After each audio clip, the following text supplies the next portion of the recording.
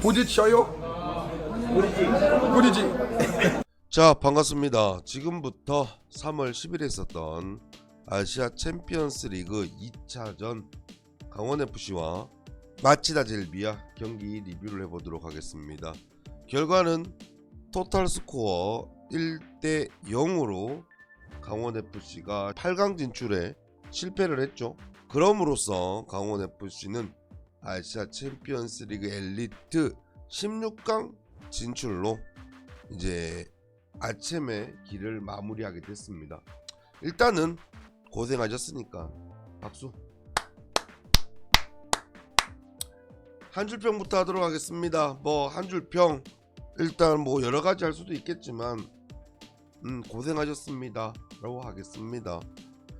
물론 할 얘기가 많습니다. 분명히 많아요.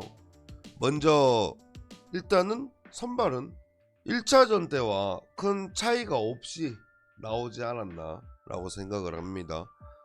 이제 차이점이라고 하면 그렇죠, 신민아 선수 자리에 강투지 선수가 들어왔다라는 거고요. 그리고 뭐 경기력이야 뭐 다들 뭐 말씀하시겠지만 경기력은 나쁘지 않았다고 생각을 합니다.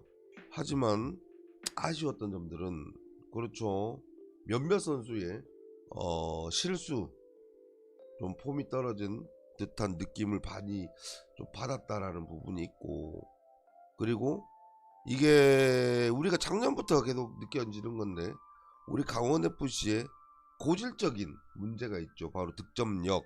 그나마 우리가 괜찮았다 라고 봐야 될 부분 같은 경우는 우리가 실점하고 나서 대처가 빨리빨리 했다라는 거에 대해서는 저는 칭찬하고 싶어요.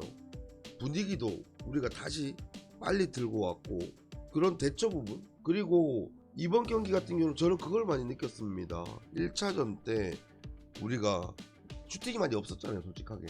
하지만 뭐 이번 같은 경우는 뭐 송준석 선수든 이유연 선수든 어쨌거나 이기혁 선수든 슈팅 횟수를 늘려나갔다 라는 부분에 대해서는 기존의 1차전 마치고 나서 어쨌거나 1대0이든 뭐 2대0이든 이겨야 되는 상황이었기 때문에 기회가 되면 슈팅을 하자 라고 이야기가 된 것 같은 느낌을 많이 받았습니다. 근데 다 거기까지였던 것 같아요. 이런 문제가 우리가 앞서 말씀드렸다시피 작년부터 계속 이어왔던 거거든요. 왜 이렇게 골이 안 날까? 과연 이 부분이 선수들만의 문제일까? 아니면 뭔가 전술이든 연습이든 디테일함에서 문제가 있을까? 이게 왜 그러냐면 한 번, 두 번, 세 번 하게 되면 선수들이 그렇죠, 서로 적응을 하고 손발을 맞춰 나가고 그 전술에 대해서 점점 적응을 해 나가거든요.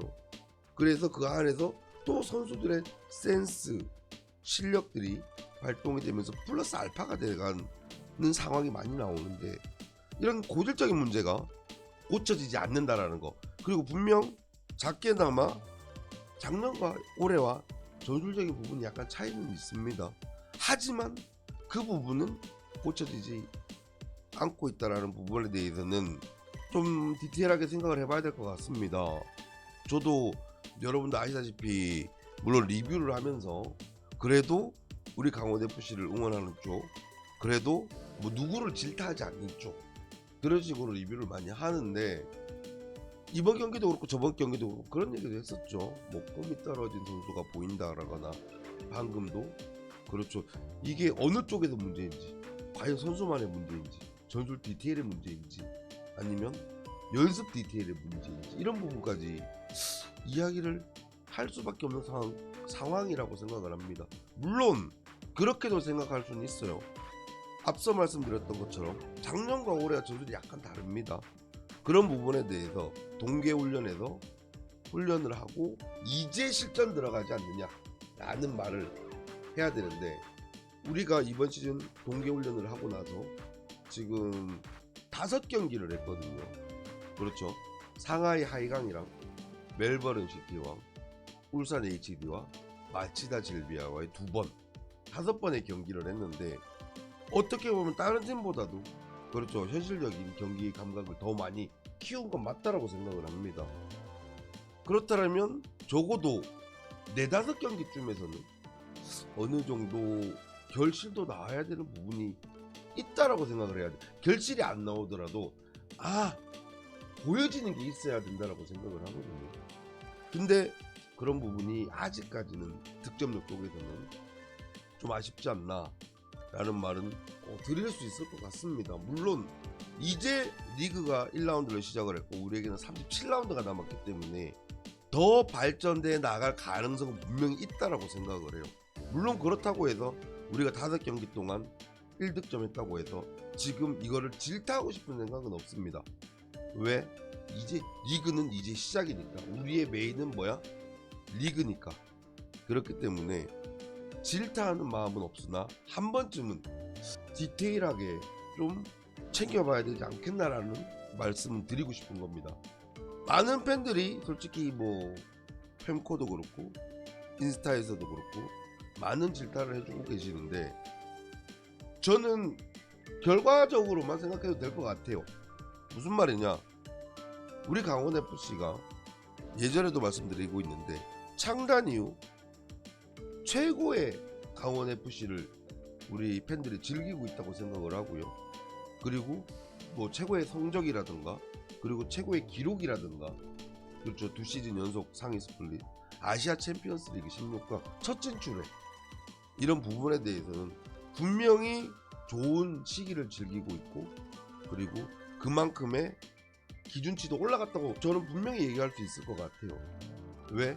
심지어 다른 팀에서도 많은 유튜버들도 강원을 이제는 하위 상위 이게 아니고, 그렇죠, 뭐 상위 스플릿팀 갈팀, 뭐 아챔 갈팀, 이런 식으로 이제는 분류가 되는 팀이기 때문에 어느 정도의 기준치는 올라간 건 맞다고 생각을 하거든요.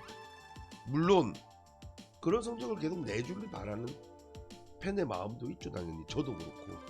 하지만 아시아 챔피언스 리그는 이제는 깔끔하게 마무리를 하고, 그렇죠, 적절한 타이밍에 저는, 왜냐하면 어쨌거나 득점에 대해서 문제점이 보이는 상황에서 적절한 타이밍에 아시아 챔피언스를 마무리를 하고 리그에 집중할 수 있는 타이밍으로 가야 된다라는 생각도 있거든요. 그러니까 이 부분에 대해서 예를 들어서 1차전 때와 2차전 때와 분명히 슈팅 숫자 이런 부분이 달라졌듯이 앞으로 당장 이번 주 일요일날 안양과의 경기가 있잖아요. 그런 부분에 대해서 잘 보완하고 발전해 나가는 강원FC가 되기를 진심으로 바랍니다. 솔직히 저도 되게 엄청 두서없이 얘기를 했는데 결과론적으로 아챔은 충분히 수고를 하셨고 이제 리그에 집중을 해봤으면 좋겠다가 맥락인 것 같습니다.